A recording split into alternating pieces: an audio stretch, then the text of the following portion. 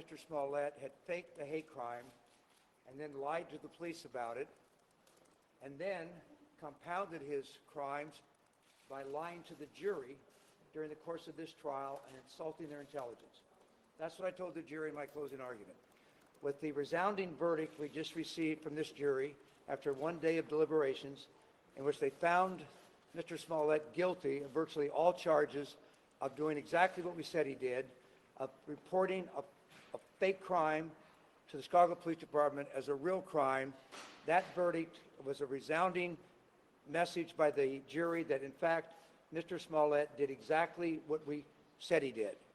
And what I think is important about this verdict is that a lot of you from Chicago know that it was a couple years ago when the court system came to me and wanted me to become special prosecutor because there was a feeling that things that had happened in the past, that there never was a public trial, and that this controversial events that occurred regarding Mr. Smollett and what he did to this city and what he did to the Chicago Police Department never had a chance to put it in front of a jury and let a jury decide, after hearing all the evidence, whether what Mr. Smollett was right or wrong, because it's very controversial.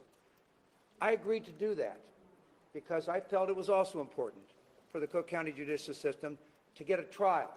Whether we won or lost the trial was not the issue.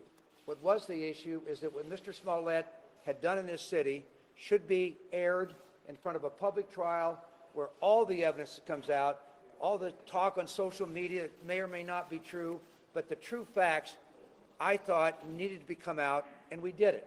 We became special prosecutors, and the rest is history. We've now won this case, and I want to point out that there's an enormous effort was put in when I agreed to take the special prosecutor role.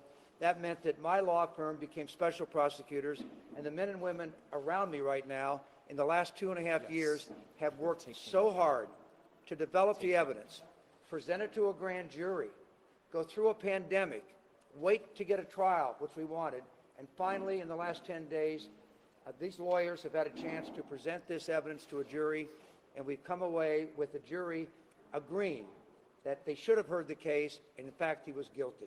Thank you very much. Mr. Webb, can you just confirm for everyone what that 6 charges that he was found not guilty of?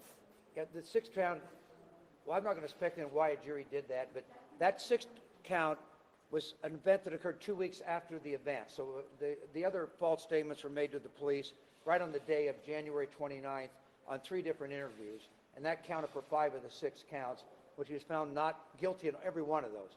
The 6th count was 2 weeks later, on February 13th, at a police station, and it may be because it was after the event. I don't know what the reason was. It wasn't that significant to our case, and has no impact on the case whatsoever. Do you know which specific charge it was? Was it the aggravated battery? It was, yeah, so the answer is yes, you're right. It was the aggravated battery, which means that there has to be a mask, and we charged that because the police officer testified that that's when Smollett told the police officer he was a mask.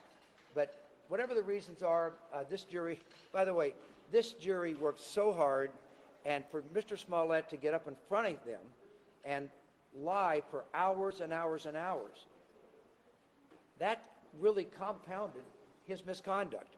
And quite frankly, when I saw that happen in the courtroom, at least for me, as a trial lawyer that spent my life in the courtroom, we don't expect defendants to do that. Defendants have a right to go to trial. Defendants have a right to argue that their case has not been proven beyond a reasonable doubt. But defendants do not have the right to go in front of a jury and lie under oath. Mr. Smollett would not have lost this case, as he did today, unless the jury found that he lied to them. And so that was something that I was very proud that this jury came to the conclusion that he's guilty, and the fact that he came up with a completely ridiculous story to explain his misconduct did not apparently have an impact on the jury's verdict. Pardon me, I'm sorry. Well, first of all, I don't know the answer to that question. I will say that over the years, if someone is convicted in a court of law by a jury, normally follow-up perjury charges do not normally occur. That's just the way it is. Dan Webb, the special prosecutor in this case, is talking right now. He said he's obviously pleased with the verdict. He thinks the verdict sends a resounding message. He also said that he felt like Cook County needed a trial, that the details of Jussie Smollett's case deserved to be aired out, and he was not interested in whether or not there was a guilty verdict. He felt like Cook County deserved justice one way or another. Of course, he is obviously thrilled with the verdict. Jussie Smollett was found guilty on 5 out of 6 charges. The 6th charge is a charge of aggravated battery, and that is because Jussie Smollett told police that his attackers were wearing masks. The jury found Jussie Smollett guilty on the 5 other charges. They are a battery because Jussie Smollett was injured, and they are also hate crime because Jussie Smollett is a black gay man. In all, the jury deliberated for about 9 hours total, 7 hours today, 2 hours yesterday. They only came back with one question. They wanted a copy of the prosecution's calendar, which had giant red X marks on it indicating important dates in this trial. Jussie Smollett will now be sentenced in a matter of a couple of weeks. We are waiting for Jussie Smollett to walk through this lobby. Each and every day he has walked through this lobby with his mother usually locked in arms. His mother is elderly. She has difficulty walking. Usually almost all of his 5 siblings have been in the courtroom, and that has been a pretty strong visual to see his entire family show up to support him. We do expect to hear from one of Jussie Smollett's attorneys as well. And I told him, we're going to do it.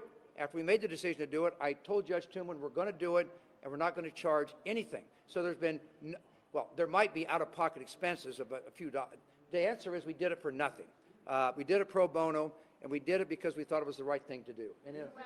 Webb, what does this verdict say about State's Attorney Kim Fox's decision, or her office's decision, to drop the charges now that you have this guilty verdict on 5 and 6? well, the events, I was appointed a special prosecutor because Judge Tooman believed that the circumstances under which the Smollett case was dismissed without a trial was not supported by the evidence. That's why I agreed to take on the case. When I agreed to take on the case, I agreed to evaluate the evidence to decide whether he should be re-indicted. It took me 4 months of work, but I decided 4 months later that I thought the evidence was overwhelming, that he had committed serious crimes, and I re-indicted him. But then I had to go to trial and prove it. And my position is I wanted a public trial and let a jury decide. Now that they've decided that Smollett should have been convicted, I believe that we in the Special Prosecutor's Office made the right decision to re-indict him. We made the right decision to take it to trial, and we got a verdict that is obviously a resounding success for us. I'm not going to make comments about that. What happened speaks for itself. Any other question? What kind of sentence should he get? What? I can't hear you. What kind of sentence should he get? Well, that sentence is an issue. He just got convicted 30, 40 minutes ago, so let's wait and see. We happen to have in this case, one thing that I am proud of is that this court says, we're strangers over here at 26th Street, okay? And we came over here, and the court system has done an extraordinary job. They assigned Judge Lynn, who I didn't even know Judge Lynn before this trial, who did an extraordinary job during this trial. This trial got heated. If you all had been back in chambers for a lot of the arguments we had back and forth with each other, this was a difficult trial for any trial judge. Judge Lynn did an extraordinary job, and quite frankly, the fact that the court system kind of opened its doors to us as special prosecutor, didn't look at us as outsiders, but kind of opened the doors and said, come on over, try your case, you're going to get a fair trial, and we did. And Judge Lynn did an extraordinary job, and quite frankly, he's one of the finer judges I've had the chance to practice in front of. Any evidence in particular that you think stuck with the jury? Well, there's 2 things that I think stuck with the jury. Number one, I think my basic argument that it is ridiculous to think that Smollett left his apartment on the night of January 29th at 2 o'clock in the morning to go buy eggs, and that's his explanation for why he ended up right at that intersection, right at 2 o'clock in the morning, that the brother said is where he told them the attack should take place. So the fact that it actually happened that way, I think, was pretty profound. I also think that sometimes it's simple things.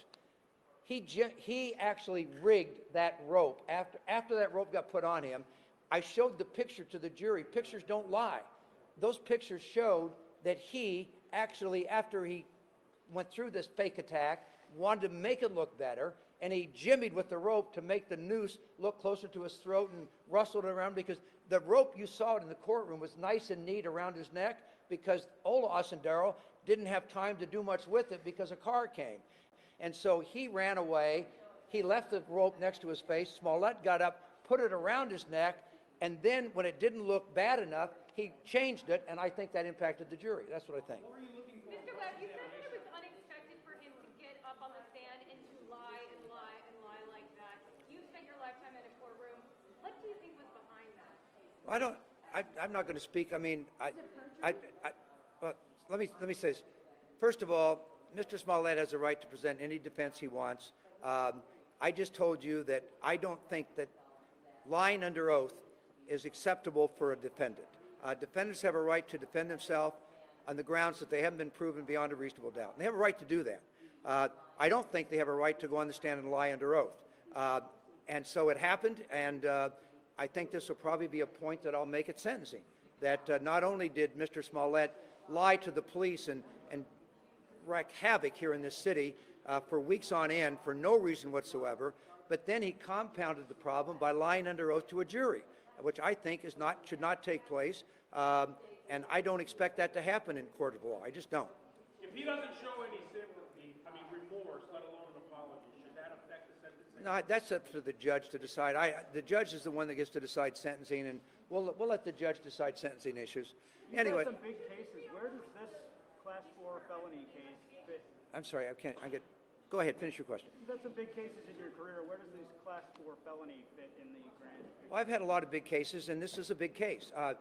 By the way, I took this case because I actually thought if it was true that he lied to the Chicago Police Department about something like a hate crime, when we've got all these social issues in our country, we're trying to make sure that we do the right thing when these kind of bad things have happened, for him to fake a hate crime, fake it, and then cause the police department to spend enormous efforts taking him off of homicide cases and putting him on this case. I thought that was bad conduct. I mean, it was not insignificant.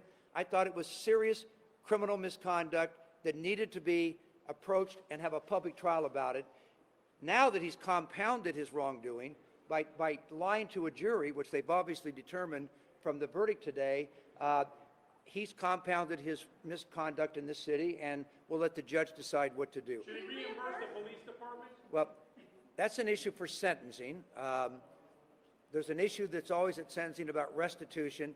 That'll be a decision that Judge Lynn will get to make. You all have a nice day. Thank you very much. Thanks.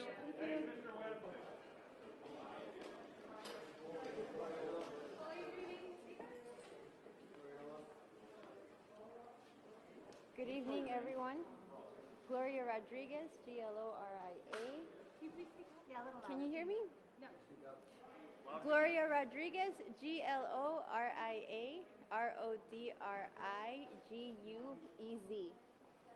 Como dijo Celia Cruz, la vida es un carnaval. For the Spanish people in the room, you'll know what that means. My clients, Ola and Bola Osundaro, could not be more thrilled and pleased with the result today. We honor and respect the jury's outcome, but understand that there is a lot of healing that needs to happen. First and foremost, there is one unsung hero in all of this, and my clients really want to make sure she gets the credit she deserves, and that is retired Judge Sheila O'Brien. Without the judge, we don't have the Office of the Special Prosecutor. We don't have people being held accountable. We don't have the verdict that we have today. So wherever you are, Judge O'Brien, my clients, and myself, we thank you. We thank you for having the guts to file that motion seeking an appointment of the Office of the Special Prosecutor. Without your guts and without your gumption, we would not be here today having this closure. So thank you. With respect to the Office of the Special Prosecutor, if you remember, nobody wanted this case. None of the other state's attorneys wanted this case. None of the other appellate state's attorneys in the state of Illinois wanted this case. And yet Chief Judge Tooman found Winston and Strom, and thank God that he did. And he appointed Dan Webb. Dan Webb and his team, especially Sean Weiber and Sam Mendenhall, deserve so much credit. I understand that they did this pro bono. The hours that they put into this case would astound you. The preparation that they had to go through. And I know particularly Sam Mendenhall was here in this building on his birthday. Anniversaries were missed, recitals were missed, so that we would be prepared and ready to go this last week of trial. So to the Office of the Special Prosecutor, my clients and I personally thank you for taking us across the finish line.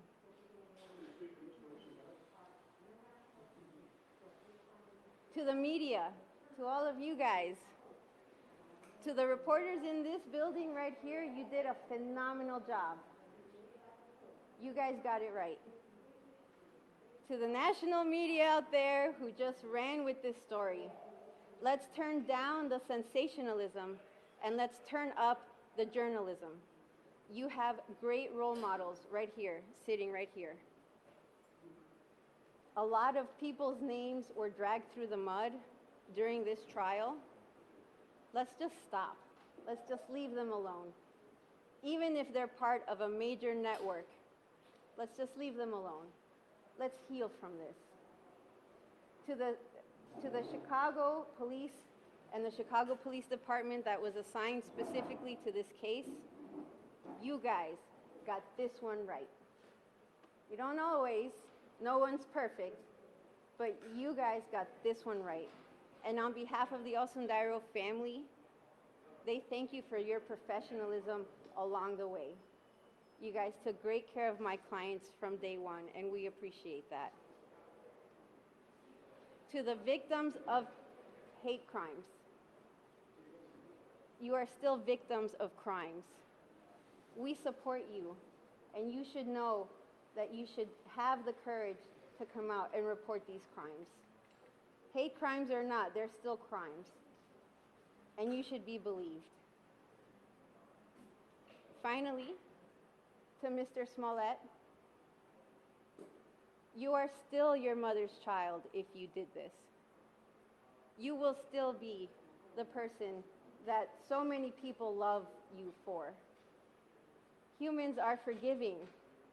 People will forgive you. It is time to cut the act. Just come clean. What I know of you in the almost last 3 years of this case, what I personally know of you, interacting with you in the court proceedings throughout the last year, is that you're a warm person. You seem to be a generous person. You always greeted me and my staff. I appreciate that. And I personally forgive you. And I know many other people will too. I don't speak for Ola and Bola on that. They are going to address you when they're ready, Mr. Smollett. But I personally forgive you. Did I forget anything?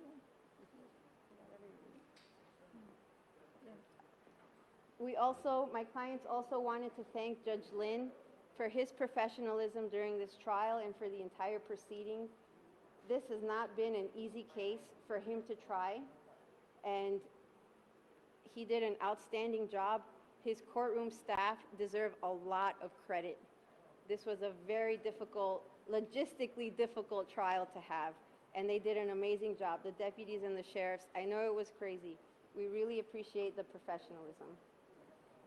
I will take a few questions, and then my client will make a very, very brief statement, and then we'll call it a day. Will you consider any cases against Since 2019, you said you were going to cooperate, you said your clients were going to cooperate with this, whatever it took to get to this point. The brother's name was dragged in court, like you said. What does it mean to you, to your clients, that the jury agreed with the brother? I want to be very clear when I say the brothers, even though they're satisfied with the result and they knew that they had the expectation that this would be the result, there is still a part of them that is hurting. Remember that when I said they would cooperate, that was still knowing that they regretted their role in this. They regretted from the start their role in all of this incident. So they're at least grateful they can put this behind them. Did Bola not want to be here? Bola, actually, thank you for reminding me. He's going to be fighting tonight with USA Boxing. He's down in Shreveport, Louisiana. He's been aware. We've been calling and texting him this whole time. He won his fight last night, so he would love to have been here, but we haven't been able to clone him just yet. Do you feel like there's anything he would want to clarify after this trial and his name was dragged through all of this? Absolutely, Matt. Bola and Ola they'll tell their story when they're ready. This venue is more for you guys, and it's more on your terms. They want to be able to say their story on their terms, and that will happen very soon. Can I ask you about what the prosecution and then the defense made he talked to Mr. Osundario, both of them, and they called them all sorts of names and said all sorts of different things about them, how they reacted to that, and what you thought of that defense. The question was, how did Ola and Bola react to their name being dragged in the mud? It doesn't feel good. It doesn't feel good when it's on a national and international stage. It doesn't feel good when it's at the local high school. Nobody likes that. But it is what it is when it comes to litigation. We understand that Mr. Smollett had to put on the case he had to put on.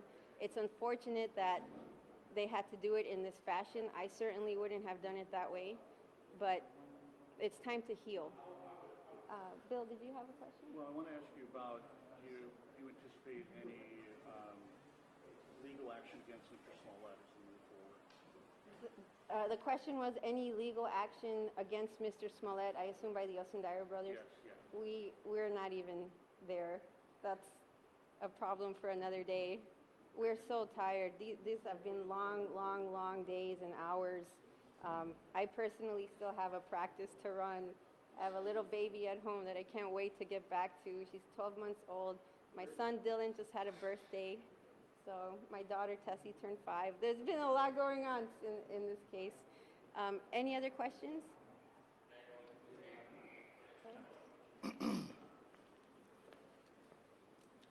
I apologize if I'm not using my Nigerian accent tonight. I just wanted to wish my brother luck tonight in his boxing match, and Nigerian American lives matter. Anything about the verdict, Ola? Ola, what was it like to see Jussie lying